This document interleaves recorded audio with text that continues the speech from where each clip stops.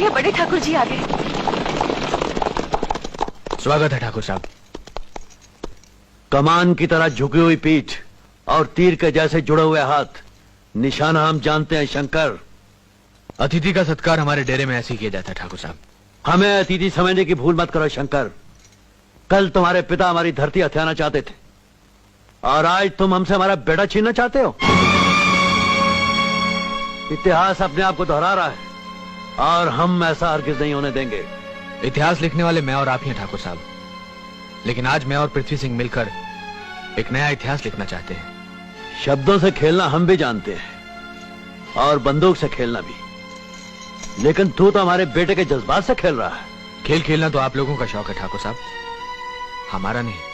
तो फिर हमारे बेटे के लिए खेल का सामान क्यों बना रहा है अपनी बहन को? ठाकुर साहब! कहाँ शंकर? जानते हो तुम किससे बात कर रहे हो? आवाज बुलंद मत कर बंजारे। हमारी हवेली की दीवारें बहुत ऊंची हैं। तू अपनी बहन की सीढ़ी बनाकर हमारी हवेली में प्रवेश करने की कोशिश मत कर। तो अपने बेटे को हवेली की दीवारों के पीछे बंद करके रख ठाकुर, कहीं वो हमारे इस डेरे में आकर बंजारा न बन जाए। अपनी औकात में रह बंजारे। पृथ्वी में एक ठाकुर का खून है, हमारा खून है।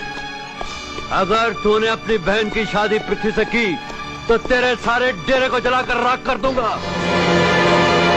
जा ठाकुर, और अपने बेटे से कह देना कि दोबारा इस डेरे में आने की कोशिश न करे, वरना तुम्हारा वंश बाकी नहीं रहेगा। जाओ।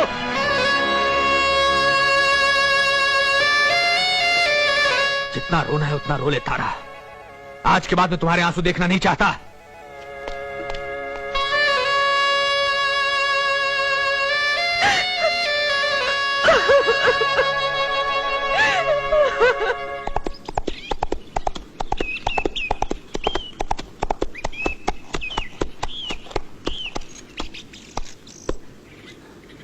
आज तुम्हारी प्यार भरी आंखों में आंसू क्यों? इनमें हवेली की धूल पड़ गई। आज बड़े ठाकुर जी डेरे पर आए थे। पिताजी, शंकर तो उन्हें देख के हैरान हो गया होगा। हाँ। क्या कहा पिताजी ने? उन्होंने भैया से कहा कि हमारी हवेली की दीवारें बहुत ऊंची हैं। तुम अपनी बहन की सीढ़ी लगाकर उसमें प्रवेश करने की कोशिश मत करो। इसका मतलब यह हुआ तारा कि मुझे तुम्हें हवेली की ऊंची दीवारों की दुनिया से दूर ले जाना पड़ेगा। नहीं, इसका मतलब यह हुआ कि तारा और शंकर के दिल में तुम्हारे लिए कोई जगह नहीं है। शंकर? सरदार गोरा शंकर को ठाकुर पृथ्वी सिंह, देखते नहीं तुम्हारे और हमारे बीच में तुम्हारी हवेली की ऊंची दीवारें खड़ी हैं। मेरा दिल हवेली की ऊंची दीवारों से बाहर है शंकर। तारा मेरी है और इससे मुझे कोई अलग नहीं कर सकता, ना पिताजी ना तुम। तारा, तेरे और पृथ्वी सिंह के बीच में तेरा भाई खड़ा है। इसके पास जाने के लिए तुझे मेरी लाश के ऊपर से गुजरना पड़ेगा। तारा, ये रही तुम्हारी दोस्ती, लौटा रहा हूं। मैं तारा को अपने साथ ले जा रहा हूं। तुम चाहो तो यह कटार जो हमारी दोस्ती की निशानी है, इसे मेरे सीने में उतार कर मुझे रोक लो। आओ तारा।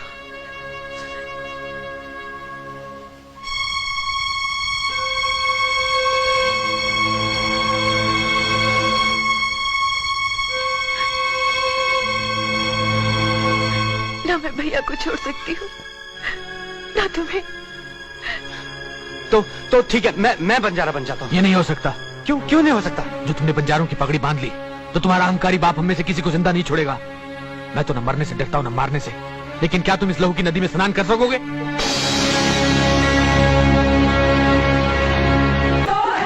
ठाकुर जी, हमारी ये सुहाग रात हम दोनों के लिए ही मौन की रात होगी, क्योंकि ना तुमसे कहने के लिए मेरे पास कुछ रह गया है और ना मुझसे कहने के लिए तुम्हारे पास कुछ होगा।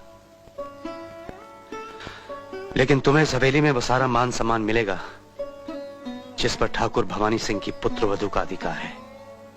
मैं अपने अधिकारों की सीमा जानती हूँ।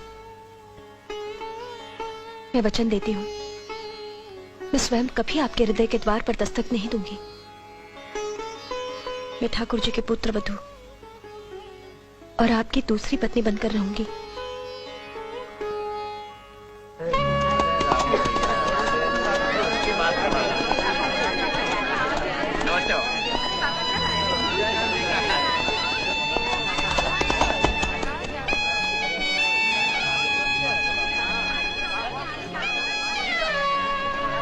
यहाँ तारा कौन है? तुम कौन हो? मैं ठाकुरों की हवेली से ठाकुराइन की ओर से आई हूँ। मुझे तारा से मिलना है। मैं ही तारा हूँ। मेरे पास है ही क्या जो ठकुराइन ने लेने भेजा है? मैं कुछ लेने नहीं, देने आई हूँ। ये क्या है? ठाकुर साहब की बहू का सुहाग पुड़ा। इस पे तो ठकुराइन का ही हक है। दोनों पति पत्नी को सुहाग रात पर मिल बांट कर खाना चाहिए। आप ठीक कहती हैं, लेकिन आपको भोग लगाए बिना ठकुराइन अपने सुहाग पुड़े को चखना नहीं चाहती।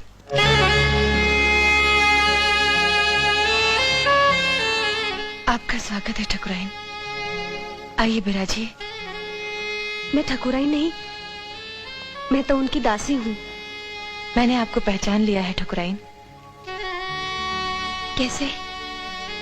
सुहाग पुड़े को मिल बांट कर चखने की बात केवल एक ठकुराइन ही कर सकती है। वो अपना सुहाग पुड़ा किसी दासी को नहीं दे सकती। जैसा सुना था वैसा ही पाया। आप मेरी बड़ी हैं। आपसे सुहाग ग्रहण करने की आज्ञा लेने आई हूँ। मैं भी कितनी भाग्यशाली हूँ जिसको आप जैसी सौत मिली है। सौत कह के मेरा अपमान न करो तारा। मैं तो यहाँ तुम्हारे सारे सुख दुख बांटने आई हूँ।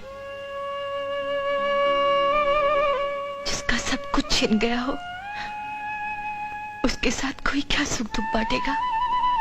मेरी झोली में तो सिवाय कुछ सपनों की, कुछ यादों की और कुछ नहीं। तारा,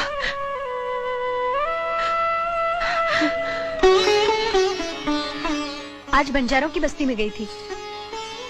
आपकी पसंद को मान गई। वाकई तारा को भुलाना बहुत मुश्किल है। ना ही मैं उसे भुला सकता हूँ और ना ही उसे मिल सकता हूँ। जितना उसके बारे में सोचता हूँ उतना ही दम घुटता है। मैं इस शहर से कुछ दिनों के लिए बाहर जाना चाहता हूँ। आपकी खुशी ही मेरा धर्म है।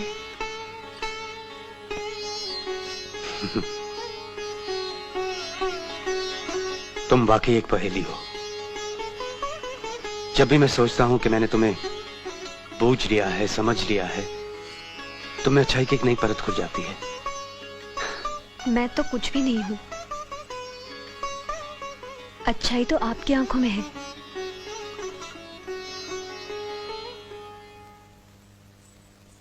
बहू, जी पिताजी।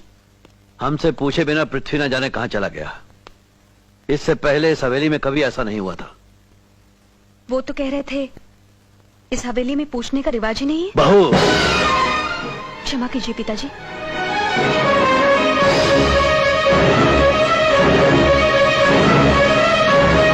कुम, क्या है? शंकर बंजारे की बहन तारा माँ बनने वाली है। तो फिर लोग कहते हैं उसकी कोख में बीज छोटे ठाकुर का है। मार डालो उस तारा को जिसकी कोख में वो बच्चा है।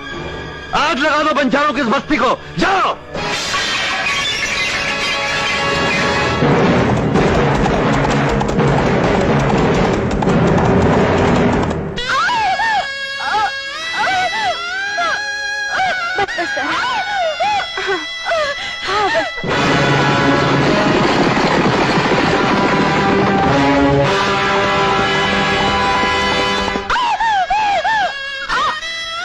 ठीक हो जाएगा तारा।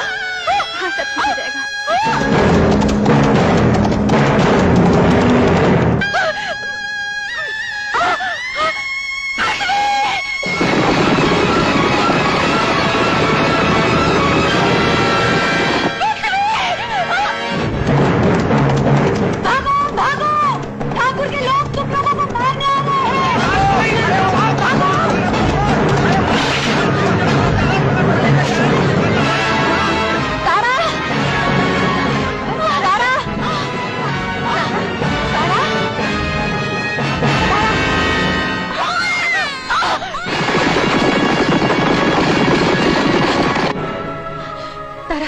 ठाकुर के लोग तुम लोगों को मारने आ रहे हैं। तुम मेरे साथ चलो, चलो उठो।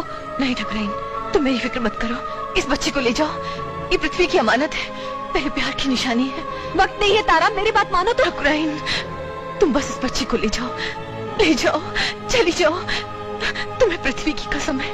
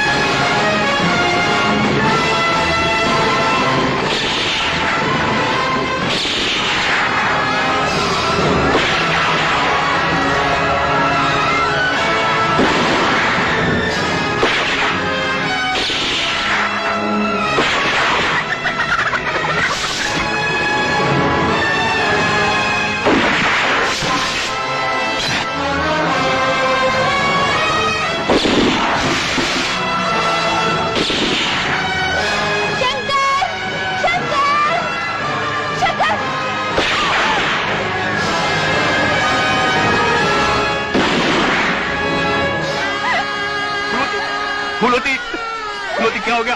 किसने मारा तुझे? मैं उसे जिंदा नहीं छोड़ूंगा। फूलोती बता किसने मारा तुझे? फूलोती, मैं उसे जिंदा नहीं छोड़ूंगा। फूलोती, तारा, तारा चलो यहाँ से। ठाकुर के लोगों ने हमला कर दिया, चलो यहाँ से। फूल को मार दिया। भैया, बच्चा कहाँ है? ठकुराइन ले गई। कोई यहाँ से बच के जाने ना पाए। सारे कबीले को जला के राख कर दो।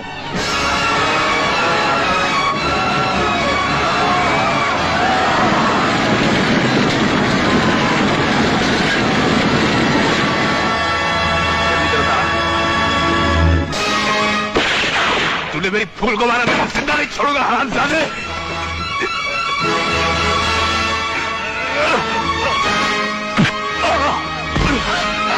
जा तारा,